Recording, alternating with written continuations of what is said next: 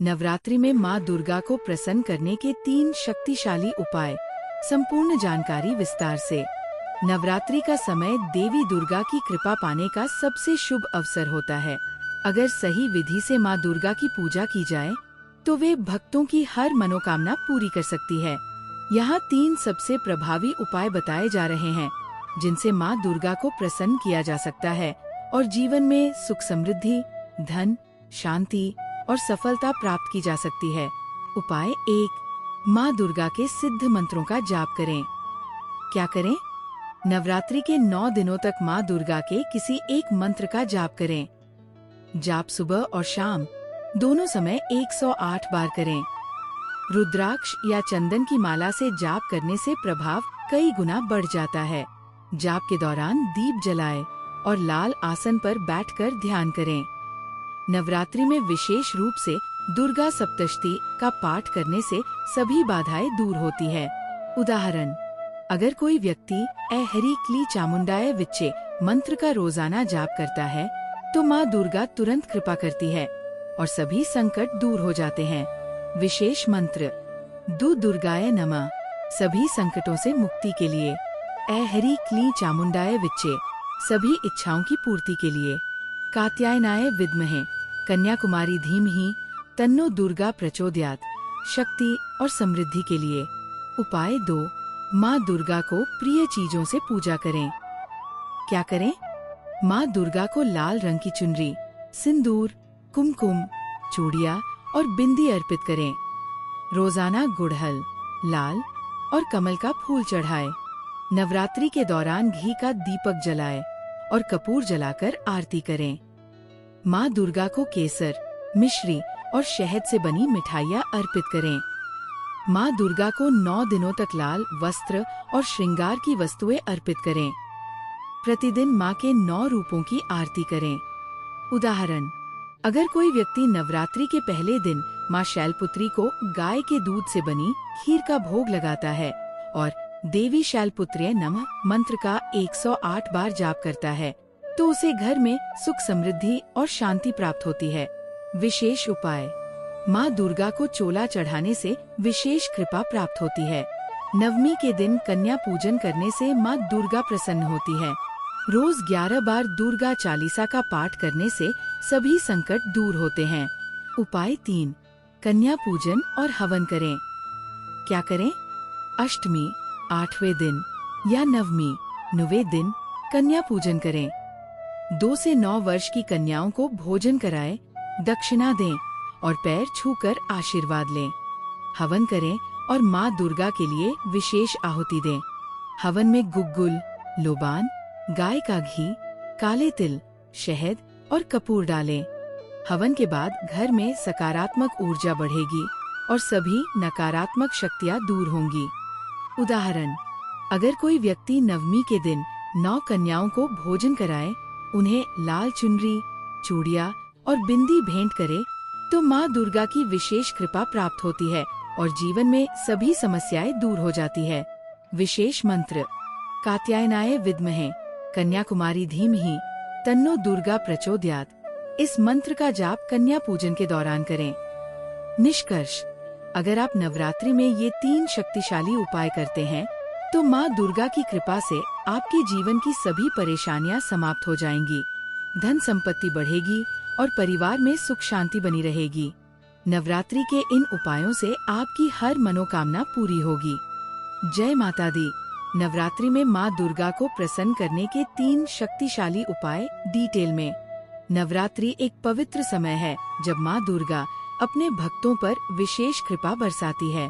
अगर कोई भक्त पूरी श्रद्धा और विधि विधान से माँ दुर्गा की पूजा करता है तो उसकी सभी मनोकामनाएं पूरी हो सकती है। यहाँ 3 सबसे प्रभावशाली और सिद्ध उपाय दिए गए हैं जिनका पालन करके आप माँ दुर्गा को प्रसन्न कर सकते हैं और अपने जीवन की सभी बाधाओं को दूर कर सकते हैं। उपाय 1, दुर्गा सप्तशती पाठ और विशेष मंत्र साधना। क्या करें? नवरात्रि के सभी 9 दिनों तक दुर्गा सप्तशती का पाठ करें। सप्तशती का पाठ पूरी श्रद्धा और विधि विधान से करें। अगर पूरे सप्तशती पाठ में कठिनाई हो तो अर्गला स्तोत्र, कीलक स्तोत्र और कवच का पाठ अवश्य करें। प्रतिदिन माँ दुर्गा के समक्ष घी का दीपक जलाएं और लाल फूल अर्पित करें। साथ ही 108 बार माँ दुर्गा का कोई विशेष मंत्र जाप करें।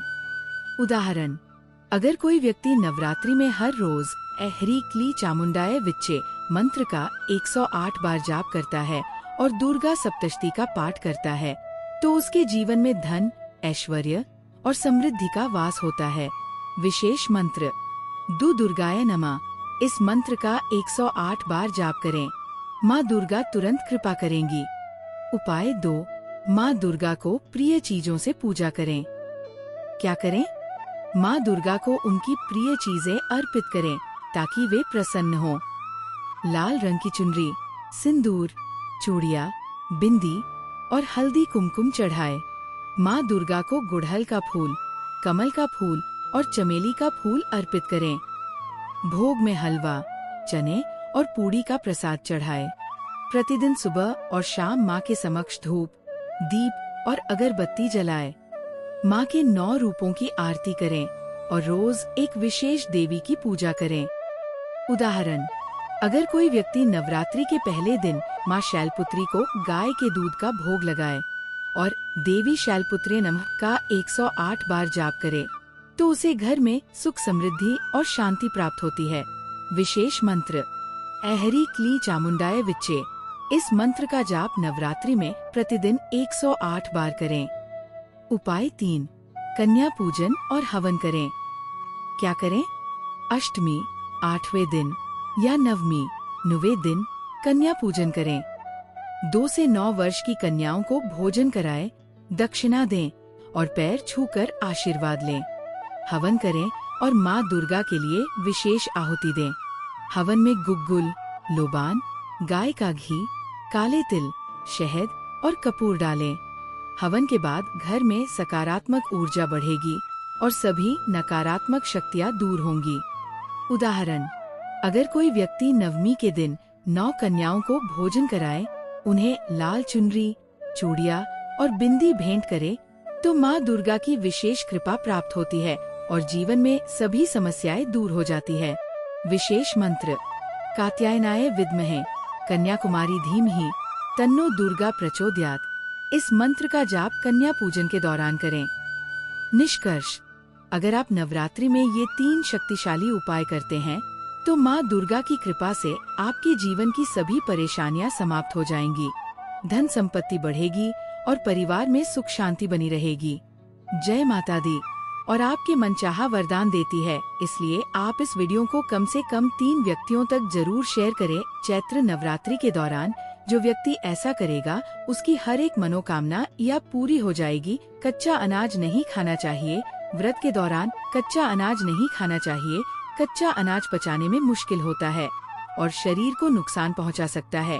तेल और घी से बने व्यंजन नहीं खाने चाहिए।